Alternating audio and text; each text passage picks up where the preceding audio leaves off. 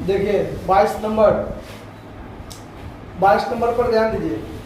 31 मार्च 18 को समाप्त होने वाले वर्ष के लिए नीचे दिए गए क्लीन दिल्ली क्लब के लिए प्राप्ति भुगतान खाता से आय व्यय खाता बनाना है। तो सवाल में आपको प्राप्ति भुगतान खाता दिया हुआ है और आपको बनाना है आय व्यय खाता। तो फॉर्मेट पहले हम बना दिए हैं। अब देखिए इसमें वैसे ही प्राप्ति भुगतान खाता में जितना भी मद है उस 2, 4, 5 सवाल बनाइएगा। हर एक मद को पहचान लीजिए कि कौन मद आयगत प्रकृति का होता है और कौन मद पूंजीगत प्रकृति का होता है। ये जब आप पहचान लीजिएगा तो फिर सवाल बनाने में दिक्कत नहीं होगा। शुरुआत में बिना एडजस्टमेंट वाला सवाल है, ठीक है ना, और बाद में एडजस्टमेंट वाला भी सवाल होगा। तो इसमें बिना एडजस्टमेंट वाला में आप आइटम को पहचान लीजिए कि कौन क्या होता है। तो देखिए क्रेडिट साइड में जो भुगतान है वो भुगतान आय व्यय खाता के डेबिट में आएगा। रिसिप्ट पेमेंट अकाउंट के क्रेडिट साइड में जो भुगतान है वो आय व्यय खाता के डेबिट साइड में आएगा। तो रिसिप्ट पेमेंट के क्रेडिट साइड में आयगत और पूंजीगत हर एक प्रकृति का मद होता है। तो आपको जो पूंजीगत प्रकृति का मद मिलेगा उसको आप क्या कर दीजिएगा, छोड़ दीजिएगा, और जो आयगत प्रकृति का मद है उसको आप क्या कीजिएगा, लिख देना है। तो सबसे पहले है सैलरी। तो पिछले सवाल में भी देखे सैलरी के संबंध में, ये सैलरी आयगत व्यय है तो यहां लिख लीजिए सैलरी। सैलरी कितना है, 1500। उसके बाद है रेंट 800। तो रेंट भी आयगत मद है, रेंट 800। उसके बाद इलेक्ट्रिसिटी, ये भी आयगत मद है, टू इलेक्ट्रिसिटी 3500।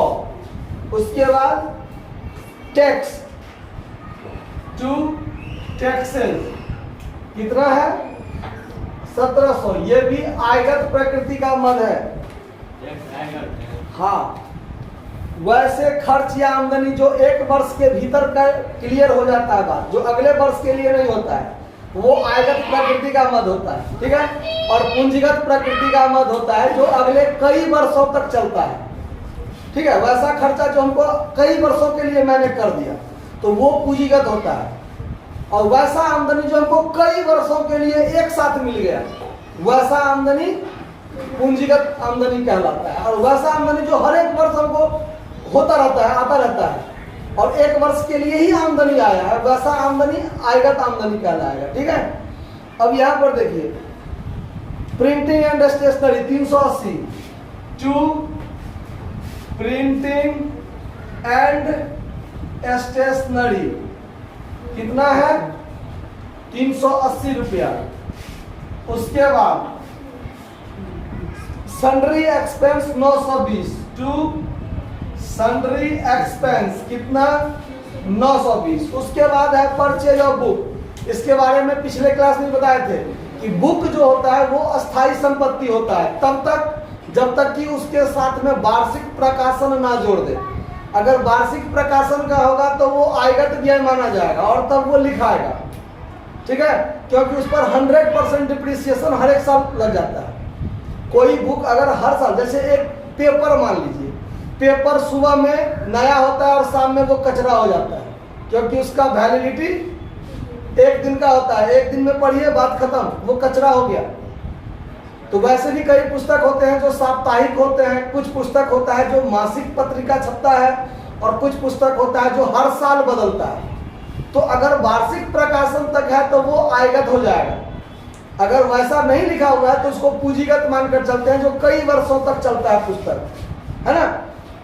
देखिए तो ये नहीं होगा। सरकारी बॉन्ड खरीदा, अगर गवर्नमेंट सिक्योरिटीज कुछ खरीदा जाता है तो वो कई वर्षों तक के लिए खरीदा जाता है और उस पर उसको आमदनी मिलते रहता है। ये एक इन्वेस्टमेंट टाइप का होता है। तो ये क्या होगा, नहीं लिखाएगा, ये पूंजीगत प्रकृति का व्यय है। उसके बाद है बैंक में फिक्स डिपॉजिट। मैंने बैंक में फिक्स डिपॉजिट कर दिया, 5 साल 10 साल 20 साल के लिए फिक्स कर दिया तो वो कई वर्षों के लिए हो गया। तो ये भी क्या होगा, पूंजीगत प्रकृति का है, वो नहीं लिखाएगा, ठीक है। और बाय बैलेंस सीडी जो कैश इन हैंड कैशड बैंक है वो भी नहीं लिखाएगा। आया बात समझ में। अब आमदनी के लिए आइए, क्रेडिट साइड में जाने वाला मद क्या सब है, तो चंदा 22,500। ये जो टू बैलेंस बीडी है कैश का वो भी नहीं होगा, प्रारंभिक शेष और अंतिम शेष जो कैश का होता है वो नहीं जाएगा आईबीए खाता में। सब्सक्रिप्शन 22,500, तो क्रेडिट में लिख दीजिए बाय सब्सक्रिप्शन 22,500। उसके बाद क्या है, entrance fee 1250 bye entrance fee, प्रवेश शुल्क, ये आयगत आमदनी होता है गैर व्यापारिक संस्था के लिए 1250 रुपया। उसके बाद है डोनेशन 2500 का मिला है, बाय डोनेशन 2500। उसके बाद है रेंट ऑफ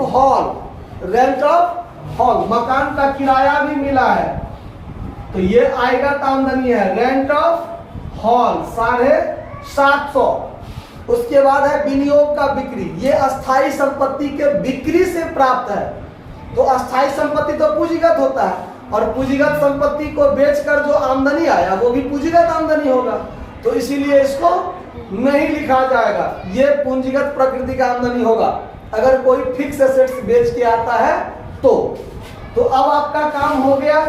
अब यहां पर टोटल कीजिए, तो देखिए क्रेडिट साइड ज्यादा है कि डेबिट साइड में, तो क्रेडिट साइड हमको ज्यादा लग रहा है क्योंकि 22,500 ये खुद है, कितना हो गया नेट 27,000, तो ये हो गया आपका क्रेडिट साइड में 27,000, और यहाँ भी आप लिखिएगा 27,000, और इसमें से इसको जो आप घटाइएगा तो अंतर की राशि जो आएगा वो आएगा सरप्लस। क्या आएगा, कितना है सरप्लस, घटा के आता है ना 18,200। ऐसा नहीं कि आंसर देख के बोल दीजिएगा, आया है ना, तो ये 18,200 आंसर है ना 18,200। और यहां पर आप क्या लिख दीजिएगा, excess of income over expenditure. ये सवाल आपका बनकर तैयार हो गया। कहीं कोई दिक्कत समझने में, नोट कर लिया जाए।